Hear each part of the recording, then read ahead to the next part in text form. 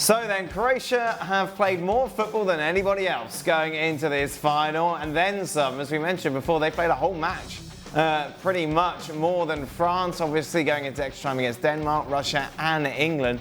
Denmark, Russia going to pens. That Mandzukic goal seeing them through to the final.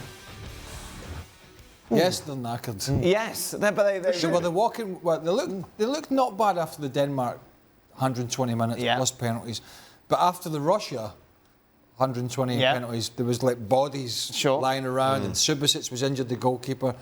Vasalko, the fullback, was injured. Both made the game. They've shoveled another 100. Goal scorer Mandzukic, he was hobbling around, wasn't he, at the end of the last game? You made the point tactically that they worked it today, so they didn't have to run around. That wasn't the.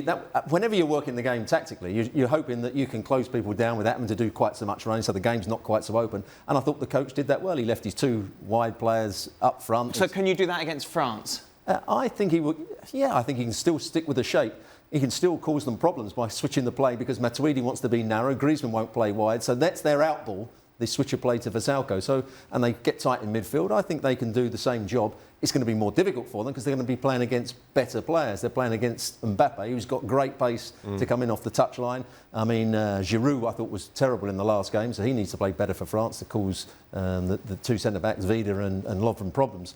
But I think they can still put in a very good performance. But if Perisic wants to play, if Croatia and Perisic in particular want to take as many risks as they did today, and you know, with leaving Trippier to go forward sometimes, left him to go on to the fullback and hope that it would break down and you could fire it out there and he would get at them. He's going to leave Strinic one-on-one potentially with Mbappe, so they may have to just alter the risks that they take within the game. I don't think they'll change the shape. I don't think if the personnel are there, they'll do anything differently. They might juggle it a little bit within the game, which is what is the right thing to do, and is what England didn't do in this game. But it's going to be fascinating for them.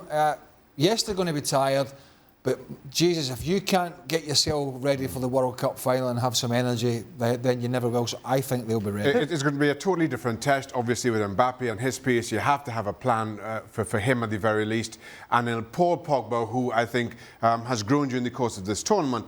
France have a passer coming out in midfield. We also saw France do a very good job against very good wingers playing for Belgium. They at times sat a little bit more. Maybe that will allow the likes of Modric and Rakitic to maybe get on the ball a little bit more than they expected, or they expect to in a World Cup final. You do that at your peril. I think this is very finely poised, and so it should be in a World Cup final. It's going to extra time, isn't it? Of course, that's how Croatia like it. Absolutely. They like it to go to extra time because that's where they'll score an own goal in the 90th minute. Come on, we'll have more of this. So France to win? Yeah, I think France win this. Yeah? Yeah, Pogba against Modric, a great battle, but Pogba to come out on top.